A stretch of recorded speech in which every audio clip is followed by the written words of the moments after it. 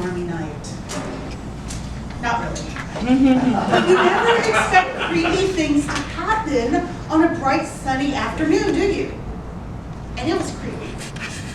I walked into the cafeteria that was packed with people, and no one was talking. I heard some silverware clatter over here. I heard a burst of laughter over there. Nobody was talking. I went to the registration desk and got my packet. The lady pointed me to the next line, and I got in line. How was I going to learn at this communication skills workshop if I couldn't talk? I was at the Texas School for the Deaf, and at that time, I had a sign vocabulary of about 50 signs, and 10 of them were numbers. And yes, 26 were letters. I was so out of my depth. But as I stood there and I looked at the list of classes I would be taking, most of them, oh, that made sense. But what in the world were mouth morphemes? Visual vernacular? And then there was something called CASE. It was an acronym, obviously, but I had no clue what it meant. I tapped the shoulder of the gentleman in front of me and pointed. He looked at it. Oh, that means conceptually accurate signed English.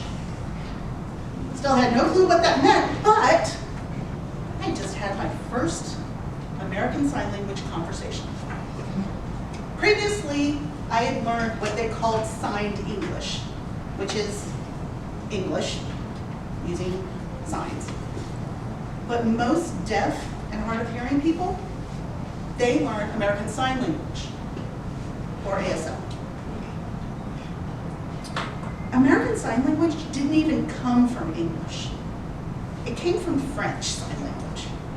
And whereas English is an auditory language, Sign Language is a visual language. How do you annotate that your voice is going up and down, or you're slowing down or speeding up? I don't know. But in that conversation with Rob, I pointed, but then my eyebrows were down. My eyes were narrowed. I didn't understand. He knew it was a question. On the other hand, if I had raised my eyebrows and opened my eyes big, I cannot believe that. There's a lot that we communicate through our facial expressions and our body language. I found out later that the mouth morphemes, the closest thing I can explain, they're like adjectives. If I were to put something light on a table, I might parse my lips.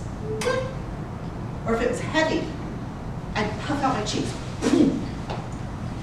There's so much we communicate, and we as hearing people also understand it. You understood. I didn't know what was happening, right?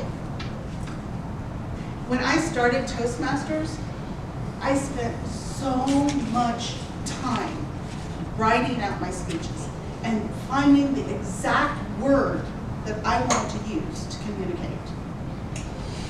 And then I spent all this time memorizing all of those words. And I get up here and forget half of them.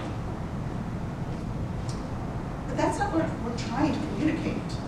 We're trying to communicate emotions and stories, right?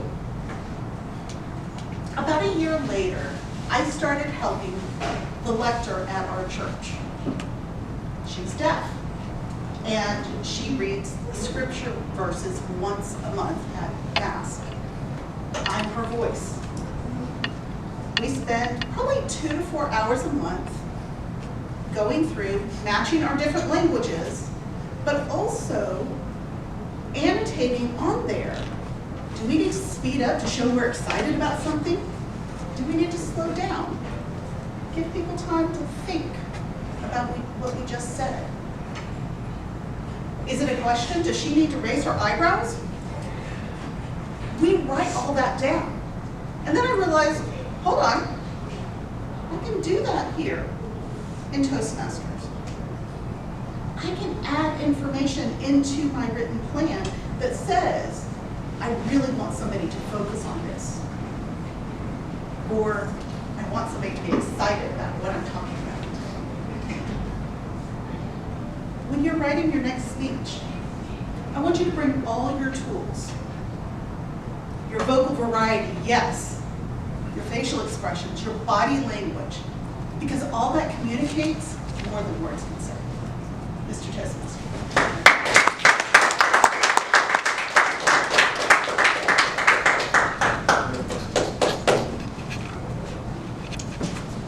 Our second speaker is Son Nugent, 7 Benefits of Positive Thinking. Do you want the podium? No.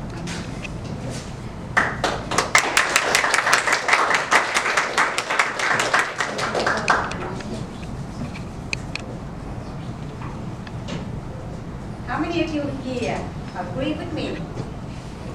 Most of us, we have tendency to look at the problem in a negative way.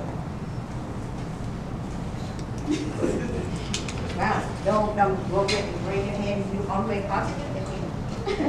So, back then, if you know me about 10 years ago, or 15 years ago, I read negative. Everything I see on the job, nothing wrong. Until I learned the power of positive thinking, that either help my life or I can be invisible. So I decided, to learn more about how positive thinking may impact my life. Mr. Toastmaster, fellow Toastmaster, and yes. Today I want to share with you 7 benefits. It became from negative to positive. You get a choice, right? You get a choice. But every day we have choice. We can choose to be here or want to be here. It totally changes our mood. So the first benefit, this will improve our physical and mental health. So how? Because with the people, they have positive thinking. They're more self-motivated. So they work out more. They focus more on their physical. With the positive thinking, they help you reduce the risk of heart disease. It improves the immune system.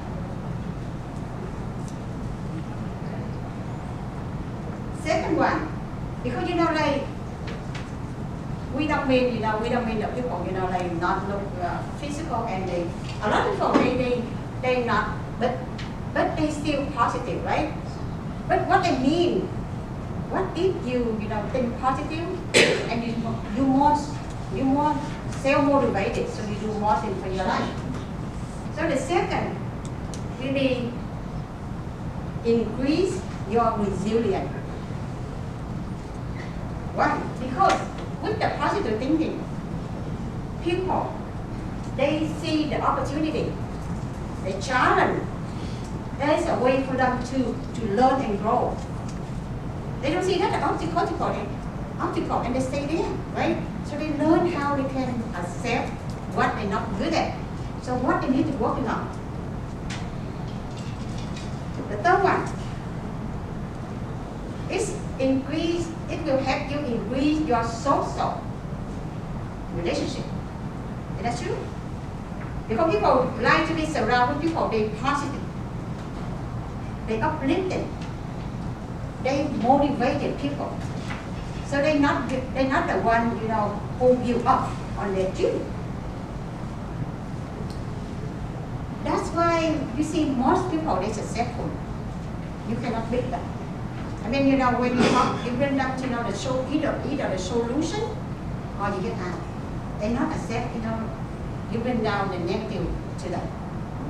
It doesn't mean, they ignore the problem, right? They're working on the problem, but they're looking for the problem as a positive way.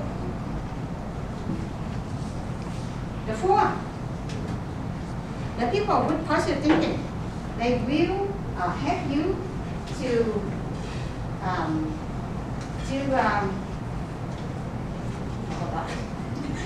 to live longer, right? Live longer because all of those things you combine together. 1, 2, 3, 4. They help people live longer. Because the people, they live longer. They very happy people.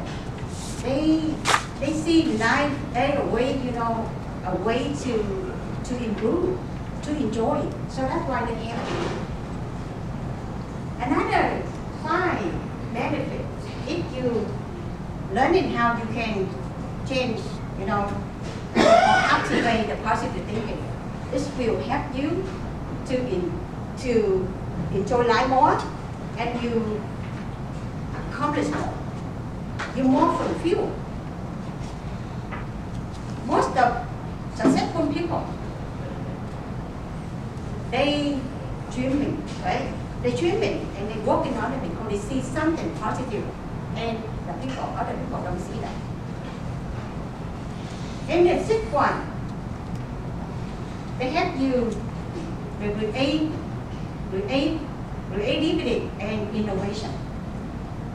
You see, most of people, they successful, they come from the idea and they believe in that. And because with the positive thinking, you curious, right? You're more curious, you're more wondering what goes.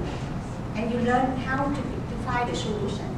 So you can be better, become the problem solving.